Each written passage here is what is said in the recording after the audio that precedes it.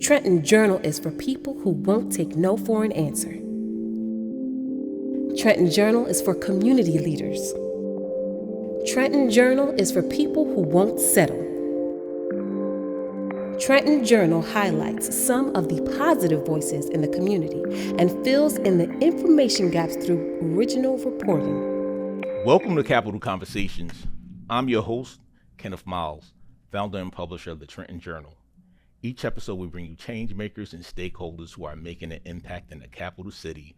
And today, I have with me Cordasia Monique, owner of NB Salon Suites in Trenton, New Jersey. Thanks for joining us. Absolutely. Thanks for having me. All right. This is our first time meeting. So yeah, I heard a lot of good things about you in terms of how you're making a lot of moves in terms of business out in the city of Trenton. And a previous guest that I had on said you got to get Cordasia on the show. So thank you for joining us. Absolutely. All right. Happy to be here. So for those who may not know who you are, you want to give an introduction about yourself? Yeah, absolutely. Okay. So my name is Cordasia Monique, owner of Name Brand Bundles, which is a virgin hair store located in Trenton, New Jersey. I also have a salon suite called NB Salon Suites. Okay, so it's not just a salon suite. So I looked you up online. You own.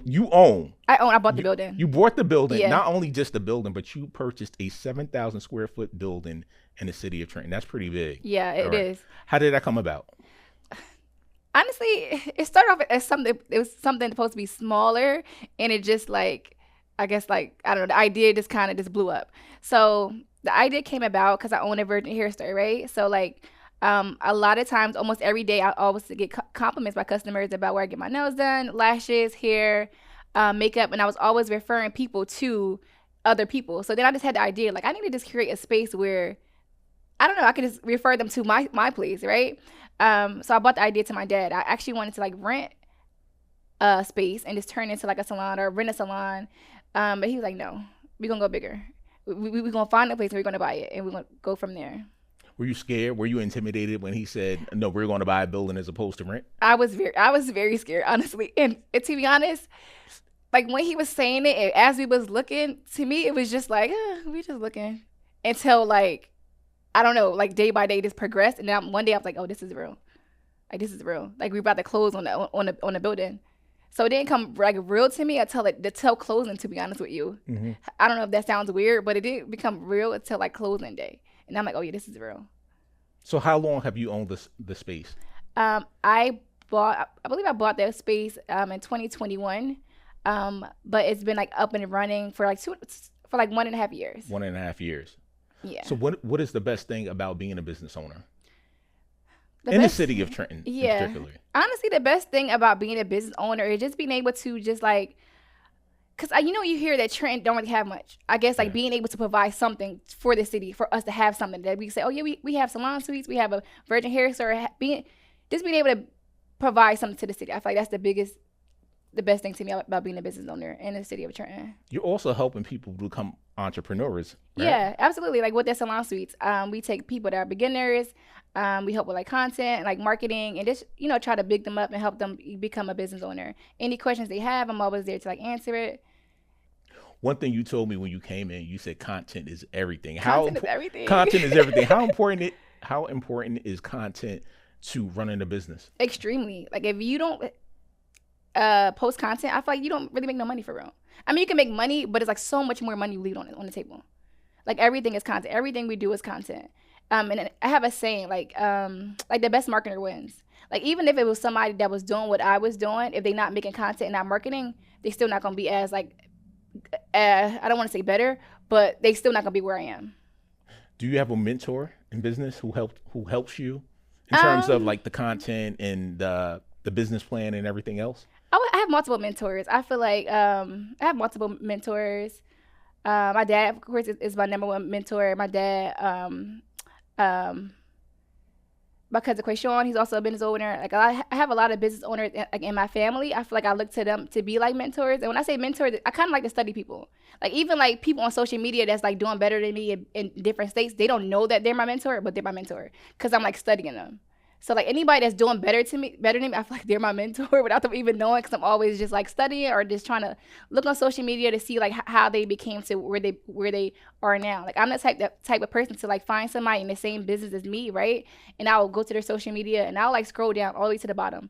It's like when they first started to see like what they was doing in the beginning, like what they changed, and just like really study them. Those people are my mentors. Do people underestimate you as a young Black woman in business? Not anymore. I feel like because like the proof is in the pudding, and I'm kind of just like if they speak to me or we talk, they'll be like, okay, and I can show them proof of like what I'm doing, so they really don't underestimate me. Maybe like in the beginning when I first started selling hair, they probably underestimated that I would be as big as I am, and I'll be able to like make the moves that I'm making now. But now that I'm actually doing it, not anymore. Okay, and how is it doing business in the city of Trenton? Do you find that the city is supportive in terms of small business owners? I do, actually. I really do. I wouldn't be where I am today without the city of Trenton, to be honest. Those are like my number one supporters. I feel like they support. Okay. Yeah. And you said everything is content. But what about the things people don't see on social media? Like what's some of the hard things that you have to go through in business that they may not see on your social profiles? Media. Yeah. Just like being disciplined. I would say being disciplined. I feel like every business owner or any boss take losses, right? So you're not seeing like the losses that we take. And just like, it's a lot of behind the scenes stuff that they don't see, because nobody's really like showing their losses or whatever. So yeah. But do you think that would help if some people start showing some of their losses on social media? Absolutely. Okay. Absolutely. I do content, right? But I don't do like personal content, because I don't know, that's still like vulnerable for me, I feel like. Uh-huh. And a lot of times I can't say the downside of a small city, or like, so when you do start showing stuff like that, people will take that, I feel like, and then kind of just make like a joke out of it, or just make it like this would be a lesson that something I overcame, right? And I'm sharing it so somebody else can overcome it, or just know that like that's something that happens in business. But then you have like the negative side of it, whereas people like, aha, da, da, da. You get what I'm saying? So it's not, sometimes I feel like it's not always comfortable showing like vulnerable parts of it, just because sometimes the city, not everybody, but the city can be so cruel. Or just not even the city, the internet can be cruel. Or like you know what I'm saying? I'm just not ready. I don't think I'm comfortable with showing like certain stuff. That's just me personally. Mm-hmm. But some people do it. All right. Yeah. So could you describe your salon? Like how many suites do you have, and what kind of businesses are inside this suite? Yeah. So we have a bunch of different businesses. We have nail techs, lash techs, makeup artists, braiders, people who do locks.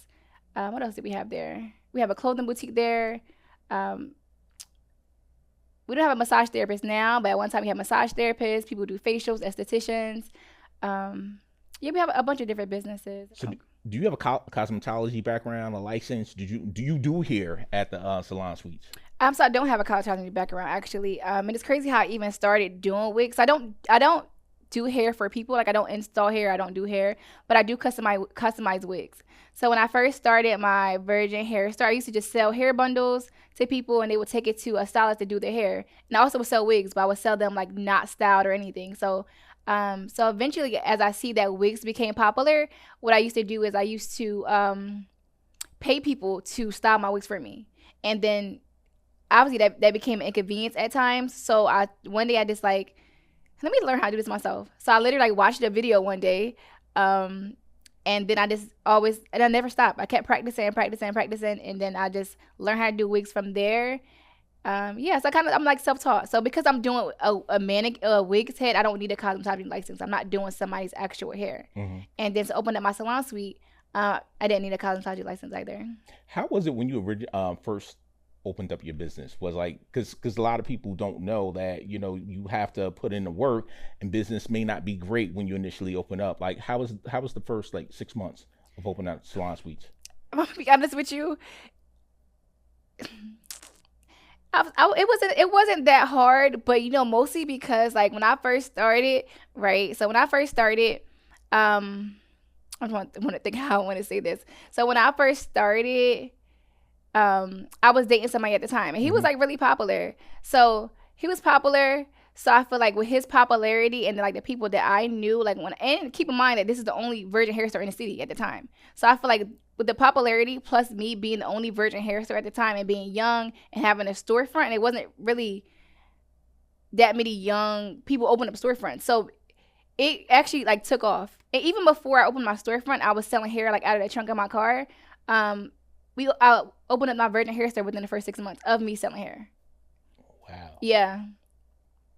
So it was big business. It was big business. It was big business for sure. And then with that big business, I started spending though, right?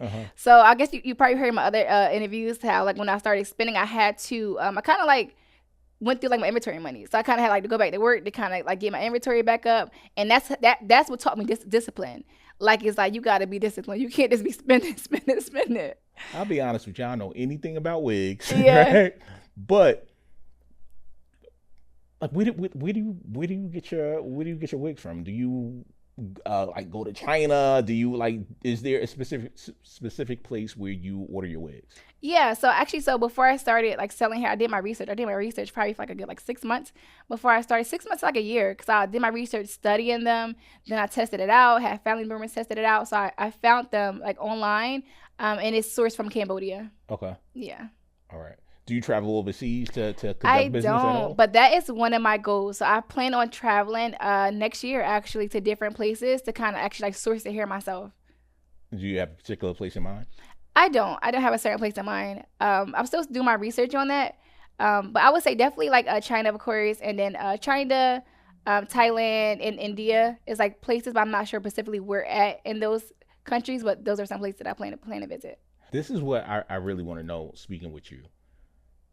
Different generations, right? And you said everything is content. How are you able to delineate, shut off, like I'm at home with my daughters having a moment, or I'm out with my family or whatever, or some, I just want to have this moment. This is not for business. How do you able to distinguish that? I'm able to distinguish that pretty well, actually, because I'm a private person. Everything is content, but I'm also private, especially when it comes down to my children and my family. Certain stuff I just protect, like my relationship, my family, my kids, my finances, off limits. Like I don't share those at all. So it's not hard to distinguish, because certain stuff is just like off limits to me. So when I get home is home. My kids is my kids. I don't really post my kids on social media. The internet is cruel. Like I don't do that at all. So I just the things I share on social media would be things that I guess that makes me money, like salon content, my hair store content, or like me, because I'm a walking billboard. So, but other than that, like posting my kids is not really making me money. So I'm not posting my kids. That's personal to me. So you said you're a walking billboard. How important is having a personal brand? Having a personal brand is extremely important. I feel like a lot of people even shop with me, or like, or even at my salon suite, because the way I present myself, the way I carry myself, and they look up to me or want to maybe even be in the position that I am. So it's extremely important. I feel like being a walking billboard is extremely important. Yeah. So what's next for you? Next, honestly, I can see myself, of course, opening some more salon suites, right? Because I feel like it kind of low-key like run itself. So of course, opening up more salon suites in different cities. But something that I'm actually working on like right now is like an ebook. Okay. So I wanted an ebook to just anybody who's interested in opening a salon suite, just to help them, like things that I learned or things that I went through, so they won't make those same mistakes. Could you give an example as to one of the mistakes that you made that can probably help somebody who may want to go down the same road as you? Yeah, I guess when I first started out, I thought that everything would run itself, everything was smooth. I didn't really have that many like policies and procedures. I thought people would be like, I don't know, I just thought people would I wouldn't say have common sense, but like, I don't know. Basically, I didn't have any policies or too many procedures. So over time, is like when you don't have policies and procedures, it leaves room for forgive me if I'm saying the wrong word wrong. Ambiguity. Yeah. That's a hard word. Confusion. Basically. Yeah. It creates confusion. And so like you need policies, you need procedures. I didn't want to be as strict, but it's like, you need those policies, you need those procedures so people can know, just like have like a guideline to follow and know what to do and what not to do. Because you have various businesses within the space. Yeah. Different personalities. Yeah. And I'm sure everybody who has a problem, they come looking to you. That's another thing I had to change. So everybody used to come looking for me, and I'm like, mind you, I got another business to run. Then I have kids, and I have a personal life. So what I had to learn to do is put like a salon manager in place. So when I first started, like I said, I thought everybody's adults. They own their own business. They know to do certain stuff. But yeah, I had to put a salon manager in place to stop all the phone calls and all the craziness. So basically, policies and procedures is important. All right. Yeah. Now, how do you balance motherhood and being a business owner? It can be hard. It can be hard for sure. But I just try my best. I try not to work as many hours, or if I am working hours, I try to bring my daughters along with me so they can see the process and see like what I'm doing. And just be with me. I've heard in other interviews that you mentioned your father a lot. Is he a business owner as well?